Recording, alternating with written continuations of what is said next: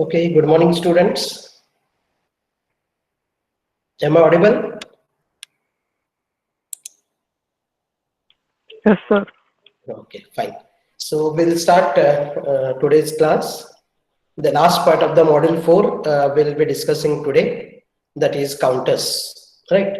So far we have discussed about the introduction to sequential circuit, then latches, flip-flops, then alternate representation of the flip-flops, what is characteristic equation of the flip-flop, then excitation table of the flip-flop, and also the state diagram of the flip-flop.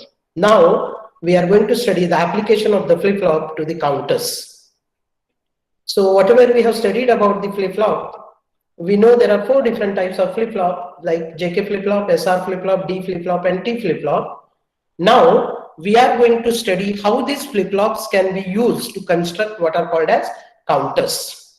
And as already told when discussing the flip-flops, especially JK flip-flop and T flip-flop, they have one state called toggle state, and that toggle state is most important or useful in designing or constructing what are called as counters. So before we discuss about the implementation or designing of the counters, we should know the basic things about the counters. What exactly you mean by counter? What are the different types of counter? What is the concept of frequency division in counters? What is the modulus of the counter? What are the different count sequences the counter can give? After discussing all these basic things about the counters, then we'll see the different types of counters and how we can design those counters. So can anybody tell me what is counter? Can anybody define? What do you mean by a counter? Yes? It is a sequential circuit which counts number of clock pulses applied. Very good. Counter is basically a sequential circuit which is used to count number of clock pulses applied to it. That means indirectly counter counts the time duration for which you are applying the pulses, clock pulses to the counter. That's why the name counter. Counter, the actual meaning is the one which counts something is called as a counter. So here digital electronics, counter is basically a sequential circuit which is used to count number of clock pulses applied to it. And to design these counters, whatever we have studied in the previous class, this is the summary of the previous class which we have studied. I have shown here characteristic equation of the flip-flop, right? And the excitation table of the flip-flop. That excitation table of the flip-flop plays a very important role in designing the counters. So briefly we'll discuss about what are counters, types of counters, and then we'll see the designing of the counters. So as rightly said, a counter is driven by a clock, and it can be used to count the number of clock cycles or clock pulses.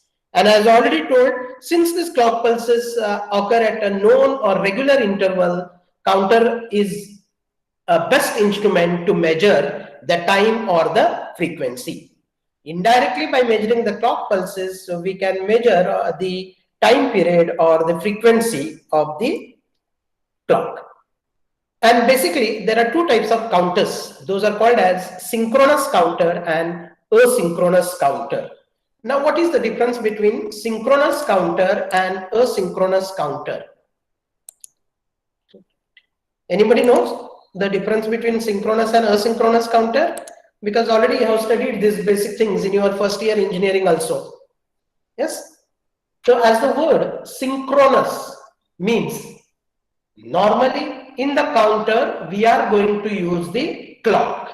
So how you are applying this clock to the counter, depending on that, we have 2 different types of counters. If the same clock is applied to all the flip-flops of the counter, then that type of counter is called as synchronous counter. On the other hand, if you apply clock only to the first flip-flop and output of the previous flip-flop is used as a clock for the subsequent flip-flops, then that type of counter is called as asynchronous counter. I hope the difference between synchronous and asynchronous is clear. Once again, I am repeating, the counter in which a common clock is applied to all the flip-flops is called as synchronous counter, whereas a counter in which clock is applied only to the first flip-flop and subsequent flip-flops will get the clock as the output of the previous flip-flop. Those type of counters are called as asynchronous counter. So obviously, same or simultaneous clock is applied to all the flip-flops in synchronous counter, whereas clock is applied only to the first flip-flop in the asynchronous counter. And as a result of this, synchronous counters will be faster because same clock you are applying to all the flip-flops, whereas asynchronous counters are slower because only clock is applied to the first flip-flop. And regarding the complexity, synchronous counters are a bit complex, though they are faster, they are a bit complex, whereas asynchronous counters complexity is less compared to the synchronous counter. So an increase in the speed of operation is achieved, as I told, in the synchronous counter because parallelly you are applying clock to all the flip-flops. And in asynchronous, first flip-flop will get the clock as external and the other flip-flops will get the output of the previous flip-flop as a clock. And sometimes asynchronous counters are also called as ripple counters. And the hardware requirement will be more in case of synchronous counter and the hardware requirement will be less in case of the asynchronous counter. So these are the differences between synchronous and asynchronous counter. I hope it is clear for all. If it is clear, now we'll discuss about the asynchronous counters first and then we'll go for the synchronous counter. So any doubts in synchronous and asynchronous counter? All of you understood what exactly you mean by a synchronous counter and an asynchronous counter? Any doubts here? Yes? If you have any doubts, yes, somebody is asking something. Swapnil, do you have any question? No, sir, no doubt. Yes. Anybody? If you have any question, you can ask because we are going to discuss now what is called as asynchronous counter. Right? Saili, have you understood? Yes, sir. Okay, can you tell me the differences between synchronous and asynchronous counter? So for synchronous, a single clock,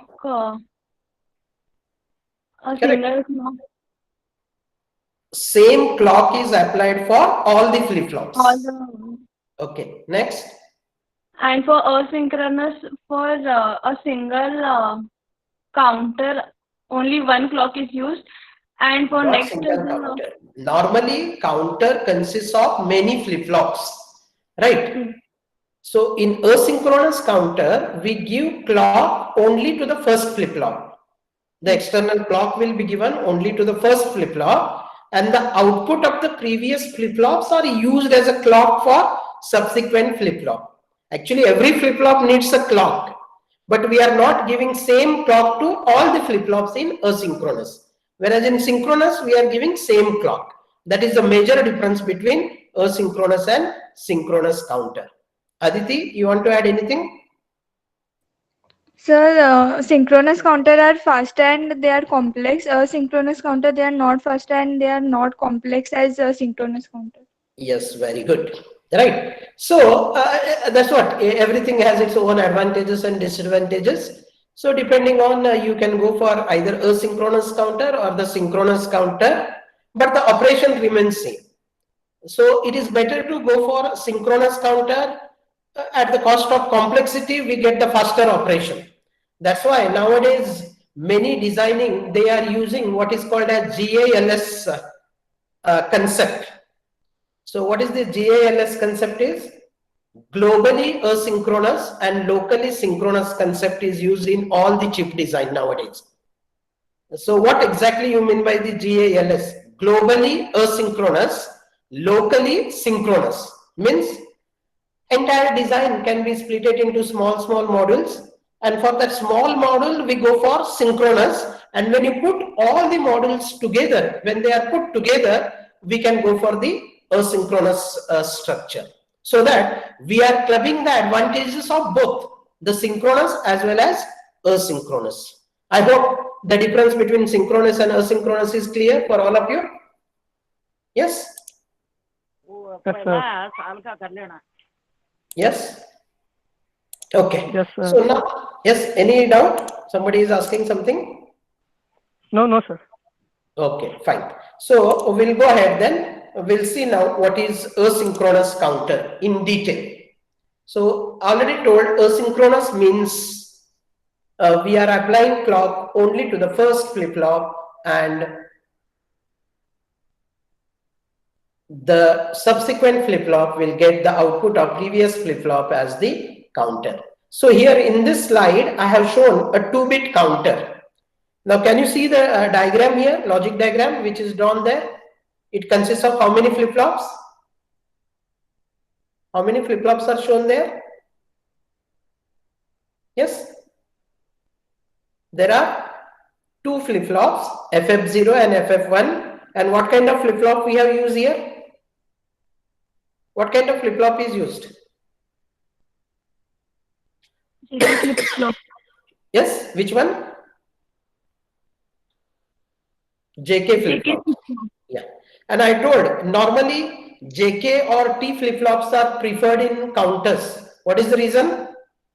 Because these are the only 2 flip-flops which they have what is called as toggle state, wherein when you apply the clock, they will change the state and the next state will be complement of the previous state.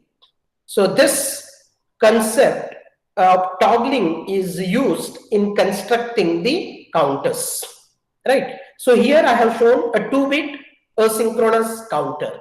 Now when I say 2-bit, the counter will have 2 states or 2 flip-flops. So if you want to have n-bit counter, then obviously you need n flip-flops. That is the first important thumb rule that you should remember. Number of flip-flops in a counter is equal to number of bits in the counter. So if you want to design a 2-bit counter, how many flip-flops you need? If you want to design 2-bit counter, you need how many flip-flops? 2 flip-flops. Similarly, if you need 3-bit counter, you have to use 3 flip-flops. 4-bit counter needs 4 flip-flops. So in general, if you want to design n-bit counter, you need n flip-flops. That is the very important thing that you should remember first. Then second important thing that you should remember is how many count sequences a counter can have. That also depends upon number of flip-flops used. So if you use n flip-flop, then the counter can go through 2 to the power n states, right? And it can count from 0 to 2 to the power n minus 1. For example, again, if you take a 2-bit counter, 2-bit counter needs 2 flip-flops. So value of n here is 2. So how many count sequences it can have? How many count sequences a 2-bit counter can have? 2 to the power 2 equal to how much? 4. So the counter can have 4 count sequences. And what are those 4 count sequences? It is not 1, 2, 3, 4 because always the counter starts counting from 0. Hence, the maximum count the counter can count is 2 to the power n minus 1. So 2 to the power 2, that is 4.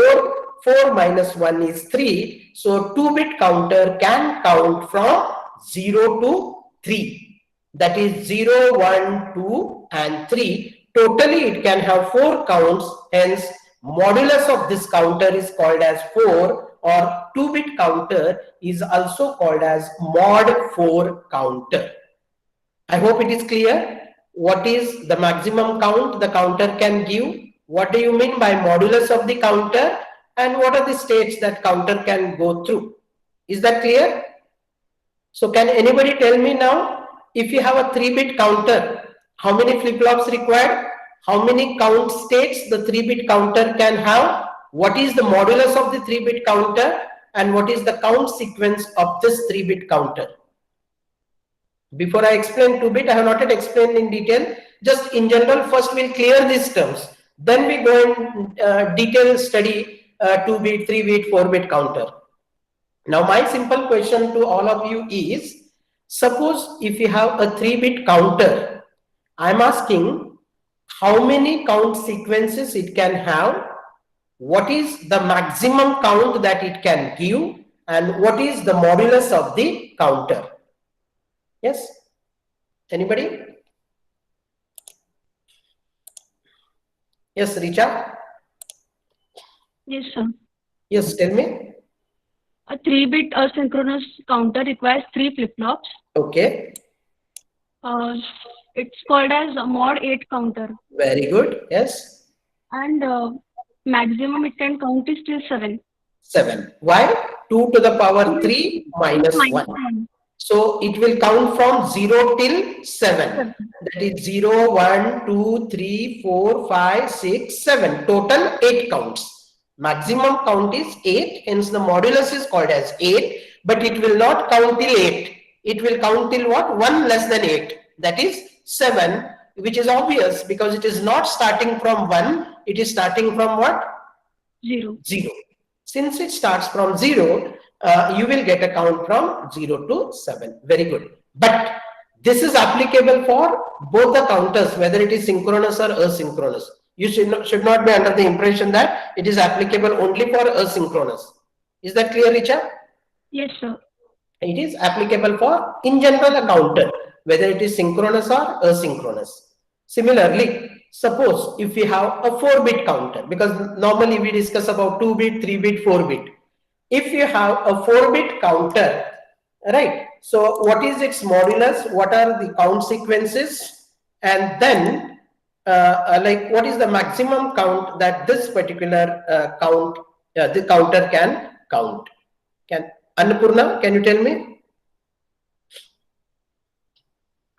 Yes? Annapurna, are you there? Yes, sir. Yeah.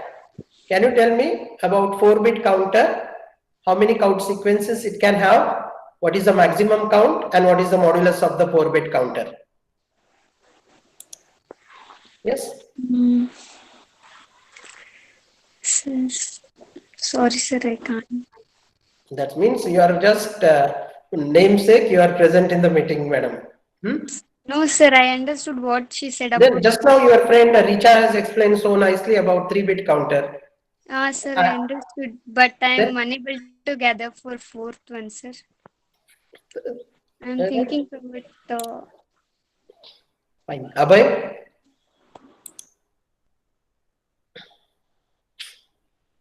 Abhay?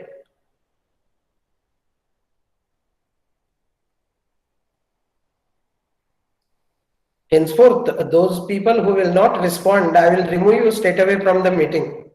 I don't want here just for the namesake you are attending the class, and when the question is asked, there is no response from your end. Yes, Aditi Patil. Yes, sir. So for 4-bit counter, we require 4 flip-flops and Yes. 16 mod counter, and number of sequences is 16 and maximum number of sequences is 15. Okay, so it counts from 0 to 15. 15. Very good. I hope already these concepts are clear now. What is modulus of the counter, right? What is the maximum count that it can have, and also about the total count sequences through which the counter can go. Now, quickly, I will explain you about the 2-bit synchronous, asynchronous counter, and then we'll see how exactly all other counter works, right? So it is better. I think the board is visible for you people. Is the board visible? Yes, sir. Clear? Clarity is there? Right. I will explain the 2-bit asynchronous counter with the help of the board itself. Instead of explaining with the help of this slide, that will give you more idea about this counter.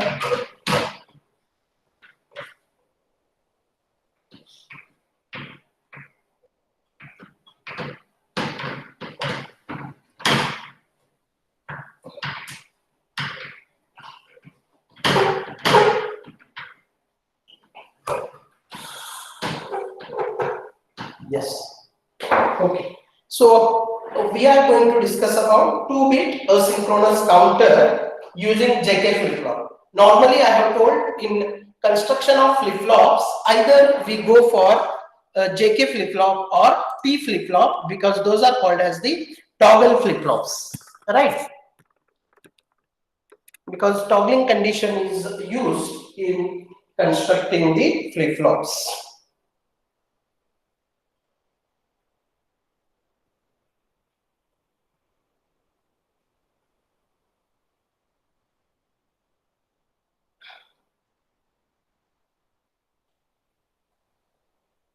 Okay, fine. I hope it is clear now. So I'm going to discuss about the 2-bit asynchronous counter. So when I say 2-bit, what is the first thing you need to draw? 2 flip-flops you can use. So I am using flip-flop 0 and flip-flop 1. Flip-flop 0 and flip-flop 1 are the 2 flip-flops we have used. Right. So here I will have what is called as JA, KA, then QA, QA bar, JB, KB, QB, QB bar. Right. Which 2 flip-flops we are using there? 2 JK flip-flops are used. Right. And then what we have to do is we have to apply the clock. So H triggered clock is shown like this. In asynchronous counter, clock is given directly to the first flip-flop only, and the output of the previous flip-flop can be used as clock for the subsequent. And one more important condition that we will be using is whenever you are using a JK flip-flop to construct the counters, they have to use in toggling mode. So how you can use a JK flip-flop in toggling mode? How a JK flip-flop can be used in toggling mode? When JK flip-flop toggles. Yes? When the JK flip-flop toggles. What is the toggle state in JK flip-flop? Omkar?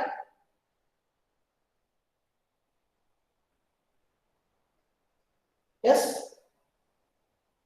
When JK flip-flop toggles.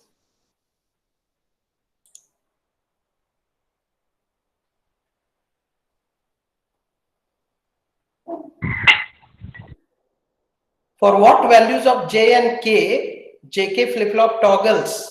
1.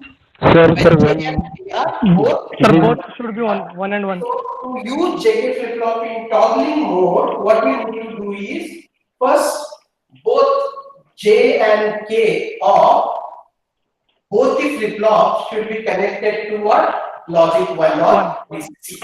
That is what is done. You can see here. J is connected to 1, K is connected to 1, JB is connected to 1, KB is connected to 1.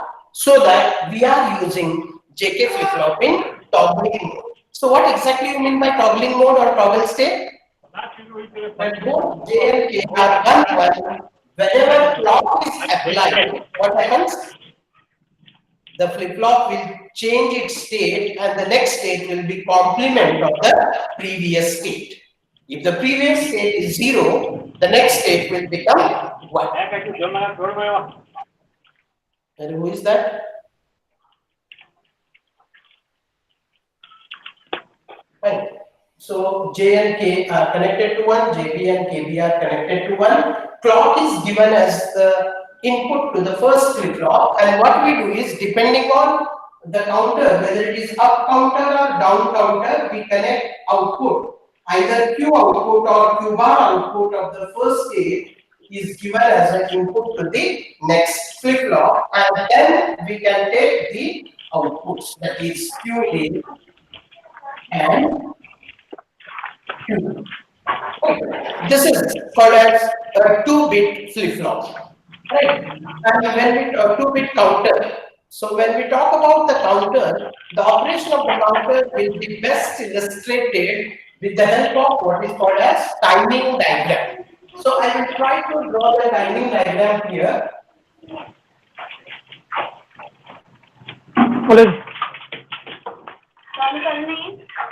Hello पकड़ लो नीचे जा रही है कौन से लोग पर अभी Who is that fellow? Who is creating disturbance here?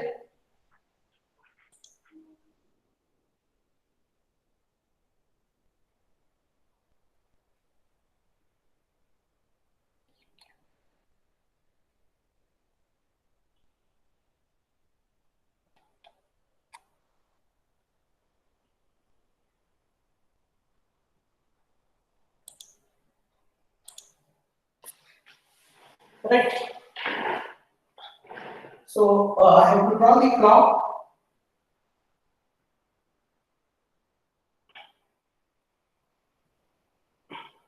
Like this.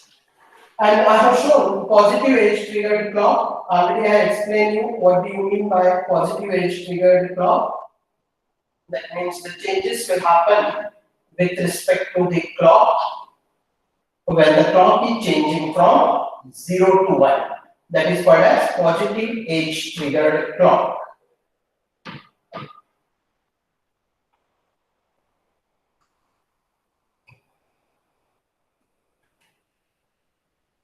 Right. So now at the first clock, what happens? Whenever you give the clock, JA toggles. So JA toggles at every clock pulse because clock is given directly to the flip-flop 0. Since clock is given to the flip-flop 0, initially I will assume the output of both the flip-flops is 0. This is clock, this is QA, this is QB. Whenever you apply the clock, the QA is 0. At the first clock pulse, it becomes 1.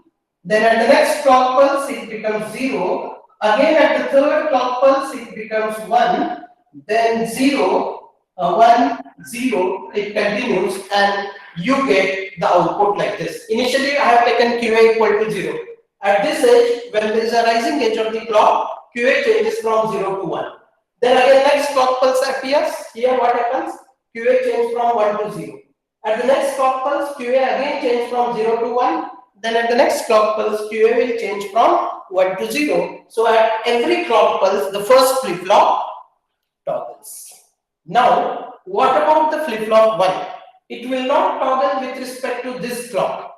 What is the clock given to the first flip-flop? That is FF1.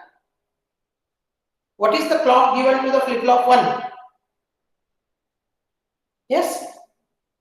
The clock given to the flip-flop 1 is the output, that is QA bar. That means with respect to QA bar,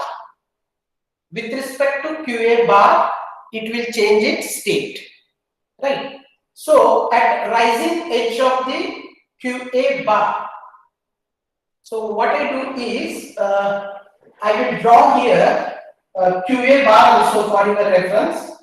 So if you draw QA bar, will be complement of QA.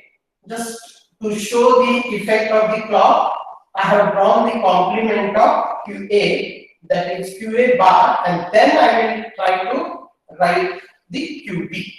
So whenever there is a rising edge of QA bar, that time flip-flop 1 toggles. So there is a rising edge here, here, right?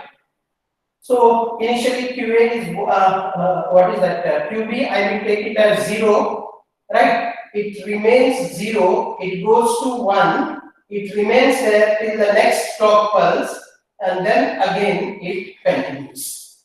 Right? This is what QB will get. Here, whenever QA bar is changing from 0 to 1, QB will change here. Similarly, again when QA bar is changing from 0 to 1, QB will change from 0 to 1.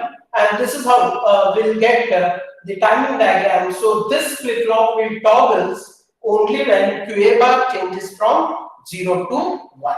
So what outputs we have got here? You can see first 0 0, next 1 0, next 0 1, next 1 1, and then again 0 0. So if you draw the truth table for this, you can show that a clock, then you should show QB QA.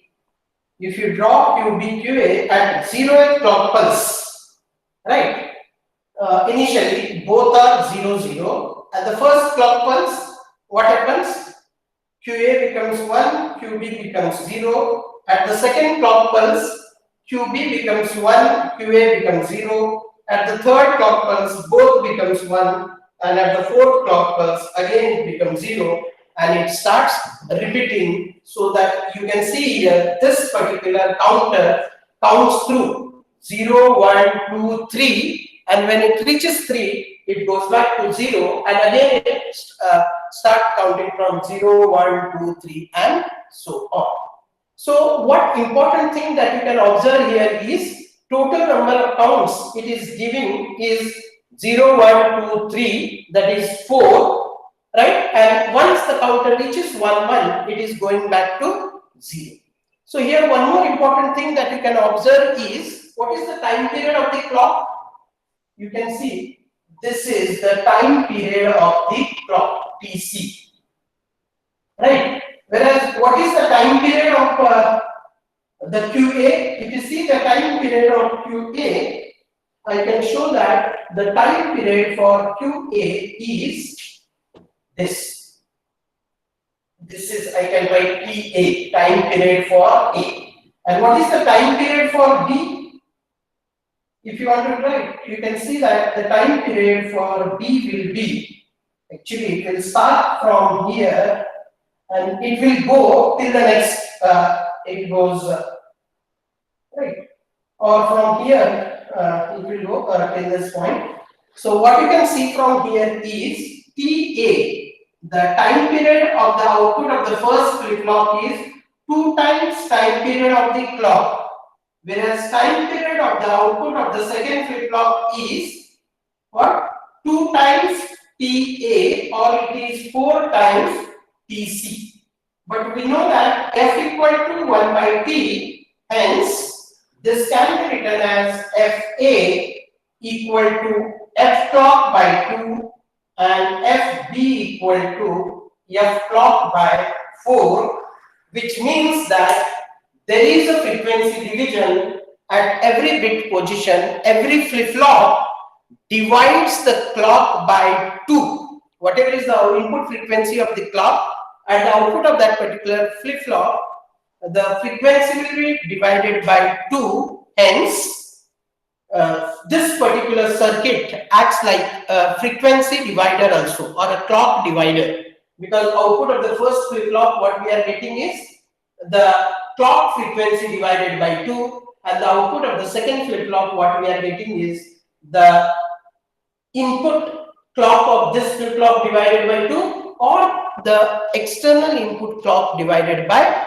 4. So there is a clock division happening at every clock pulse, and that is about the 2-bit up counter, right? 2-bit asynchronous up counter. And I have told why it is called as asynchronous up counter, because we have applied clock only to the first flip-flop, and the second flip-flop receives the clock from the output of the first flip-flop, and that's what is shown in this particular slide too.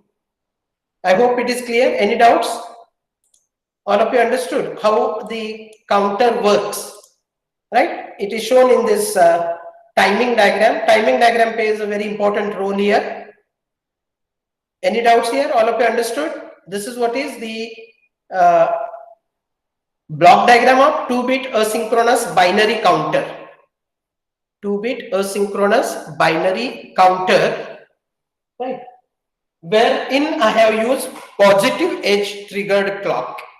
If you use negative edge triggered clock, then what you have to do is, here what changes I can do for the negative edge triggered clock is, here if you give negative edge, here also you have to show negative edge, but if you are using a negative edge triggered clock flip-flop, then this QA bar should not be connected. In that case, QA you have to connect. Again, you will get the similar timing diagram. Of course, now all the changes here I have shown with the rising edge. You have to show the timing diagram with falling edge, right? And again, it will count from 0 to 3. Again, the clock frequency will be divided by 2 by the first flip-flop and divided by 4 by the second flip-flop. So this is the block diagram of same 2-bit asynchronous binary counter. But what is the difference between this and which is there on your slide? Can anybody tell me the difference between these two? Which is there on the board is called as 2-bit asynchronous binary counter using what? Negative edge triggered flip-flop. Whereas which is there on the slide, that is called as 2-bit asynchronous binary counter with what? Positive edge trigger flip-flop. That's why this flip-flop is also called as a ripple counter flip-flop, because a ripple counter, because here the clock ripples through from one stage to the next stage, right? Then this is asynchronous counter. Can anyone tell me what is this? Yes. 3-bit asynchronous. Asynchronous counter, and using what kind of flip-flop?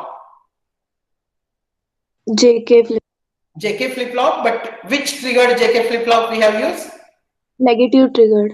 Negative edge triggered JK flip-flop. You can see the timing diagram is also drawn there. How the timing diagram is drawn at the different clock pulses A, B, C, D, E, F, G, H, I, J. What is happening is shown. Initially, we are assuming all the 3 outputs are 0, 0, 0, right? Then what happens? Once all the 3 outputs are 0, 0, 0, what happens? At every clock pulse, the flip-flop 1 or the first flip-flop will be toggled. So you can see here, output of the first flip-flop, what we have drawn here is, how it is drawn? You can see here, it is changing at every clock pulse. So whenever there is a falling edge at this edge now, at this edge, right, the change takes place. That's why it is called as negative edge trigger. That is shown by those letters A, B, C, D, E, F.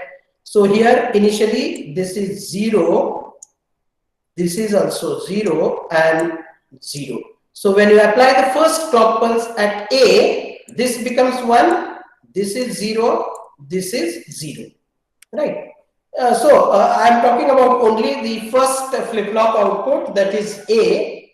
So what is happening is, at every clock pulse you can see it is 0, 1, then again it becomes 0, 1, 0, 1, 0, 1, 0, 1, right? Whereas what happens to B, since you have given output of first flip-flop as a clock to the second flip-flop, it toggles only when A changes from 0 to A changes from 1 to 0, because negative edge. So where A is changing from 1 to 0, here you can see 1 to 0, 1 to 0, 1 to 0, 1 to 0.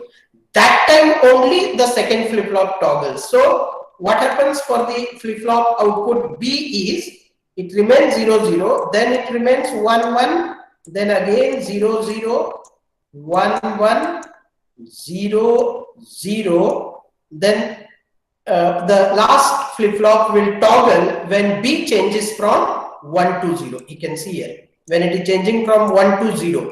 Whenever B changes from 1 to 0, only then this flip-flop toggles and you get the output as 0, 0, 0, 0, then 1, 1, 1, 1, Again here 0, 0, 0, 0, next 1, 1, 1, 1, and so on. Hence, this particular counter is called as what? What is this called as? 3-bit ripple counter or 3-bit asynchronous counter with negative edge triggered flip-flops. With negative edge triggered flip-flops. And it is called as up counter because it is counting in the up direction, that is 0, 1, 2, 3, 4, 5, 6, 7. If the counter counts from 7 to 0, then such counter is called as a down counter. I hope this is clear. What is asynchronous up counter? And I have already explained you about the frequency division. So here what happens? If you take the clock frequency as FC at the output, that is FA will be what? FC by 2. FB will be what? FC by what? 4. And FC at this will be clock frequency divided by 8. So in general, the output frequency of a particular flip-flop, we can write it as clock frequency divided by 2 to the power n, where 2n is the flip-flop number. F clock divided by 2 to the power n, or 2 to the power I we can call. Fa is Fi is equal to F clock by 2 to the power I will be the frequency of the output of a particular flip-flop with respect to the clock frequency. So that is what is shown in this slide. The modulus of the counter is 8. The modulus of the counter is nothing but the total number of states through which the counter can progress. The maximum decimal number for 5 flip-flop CPUs will be 2 to the power 5 minus 1 equal to 31. And 6 flip-flops have maximum count of 63. 7 will have maximum of 127. 8 will have maximum of 255, and so on. That is the maximum count and the modulus already which I have explained to you. Now I want you people to answer this simple question. Can read the question? Anyone can read the question? What is the question there? How many flip-flops are required to construct a mod 128 counter and a mod 32 counter? What is the largest decimal number that can be stored in a mod 64 counter? Okay, there are 3 questions in this. Can anybody give me the answer for the first one? How many flip-flops are required to construct a mod 128 counter? 7, sir. How? Can you justify how? So number of flip-flops required. How you can identify how many flip-flops are required? 2:n. 2:7. Modulus of the counter is nothing but what? Modulus of the counter is nothing but 2 to the power n. If you have a modulus m equal to what? 2 to the power n. Modulus of the counter is 2 to the power n. Suppose if n is 2, what is the modulus of the counter? If n is 2, modulus of the counter will be how much? 2 to the power 2 equal to 4. Similarly, if n is 3, modulus of the counter is 2 to the power 3 equal to 8. If n is 4, modulus of the counter is 2 to the power 4 equal to 16. So this is the general formula that you have to remember. M means modulus is equal to 2 to the power n. Now what they have given is how many flip-flops are required to construct a mod 128 counter. Means 128 is given to you, that is the modulus. You have to find what is the value of n. So how you can find it?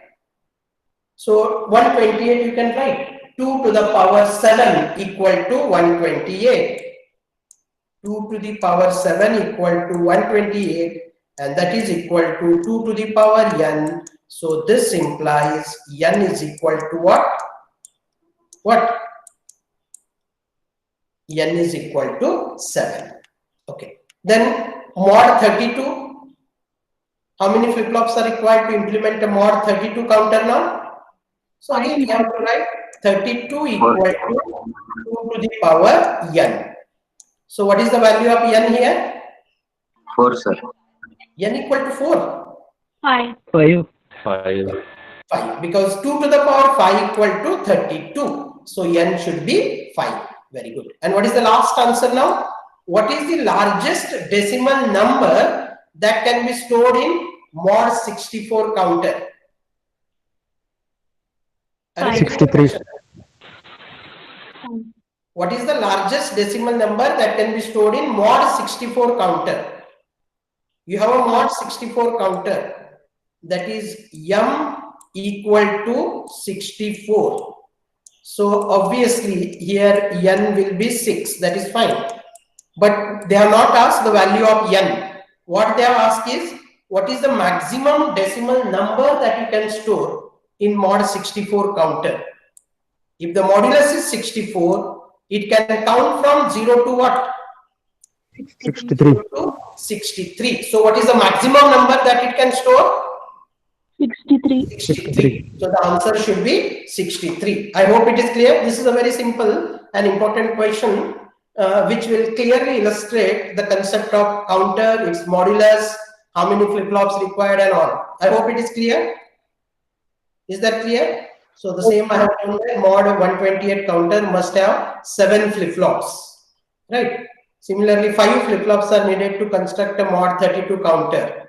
And the largest decimal number that can be stored in a 6 flip-flop counter is 111111.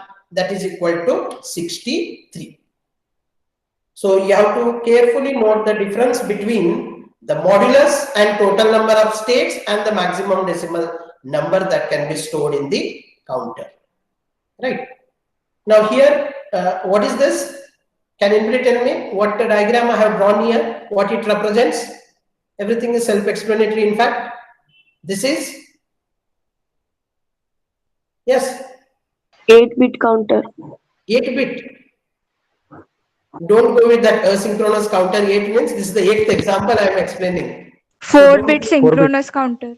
Synchronous. Aditi, Asynchronous. Asynchronous. it is written, I have written there, asynchronous counter. This is a 4-bit asynchronous counter constructed using negative edge trigger JK flip-flop again. You can see all J and Ks are connected to one. Clock is given to the first flip-flop here. Here I have given the clock, and this is given here, this is given here, this is given here. So clock is rippling through. So it is called as what? 4-bit asynchronous counter. That's why the 4 outputs are shown here: Q0, Q1, Q2, Q3. So again you can show here Q0 is toggling at every instant because frequency is divided by 2. Here it is divided by 4. So 2021, 2021. Now here what? 4041. And lastly, here the frequency is divided by 8. So divided by 8 means you will get what? How many zeros? 8 zeros. And then 8 ones. So this particular counter is called as 4-bit counter or mod 16 counter implemented using JK flip-flop. Fine. Then if you want to construct a down counter, how you can do it? There are 2 ways in which you can construct the down counter.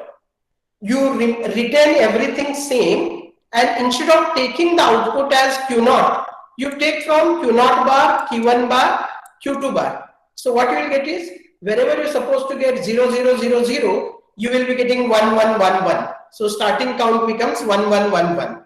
Then 1, 1, 1, 0. So it go on counting in the reverse direction, and that is called as the down counter. So down counter can be constructed by 2 ways. One is retaining everything same as it is without changing anything and taking the output from complemented output. Instead of taking output from Q0, take from Q0 bar. Then in place of Q1, take Q1 bar. In place of Q2, take Q2 bar. In place of Q3, take Q3 bar. You will get the counter, and that is called as a down counter. Or otherwise, you just change the way in which the clock is applied for the next. So in order to implement the up count down counter, what you do is, instead of connecting the uncomplemented output as a clock, you connect complemented. You can see here, this is connected now as a clock, this is connected as a clock. So if you give this, this becomes down counter, and if you connect this, then this becomes what? Up counter. That is the only change that you can do. Either you connect this or take the output itself from the complemented output and you can implement the counter. Those counters are called as the down counter. So right. So this is the 4-bit down counter shown again. You can see this is what is called as 4-bit up counter, wherein I have given the clock from the uncomplemented output like this. If I want to implement the same down counter, I have not done any changes. Everything I have retained same, and I am giving the outputs from here, but again with a bubble to indicate that it is negative edge triggered. Otherwise, you may ask me the question, the first circuit which I explained on the board, there also I have taken the Q bar output as a clock, but still that I am telling it as up counter. Then how here it is a down counter? Because here you can see what I have added is the bubble, which indicates that inversion of the clock again, right? So this bubble indicates negative edge triggered, and in negative edge triggered, if you give negative, it becomes down, and in negative edge triggered, if you give uncomplemented, then it becomes up counter. That is a simple thumb rule that you can remember, right? So with this, we'll close the today's class. In the next class, we'll see how we can change the modulus of the counter, and then we'll discuss about the synchronous counter. We are almost at the end of this module, and in the 5th module also we have to continue the study of the counters. So that part I will do it in the next class, right? So you people, if you have any doubts, you can ask, right? This is the important part of the counters. If you people have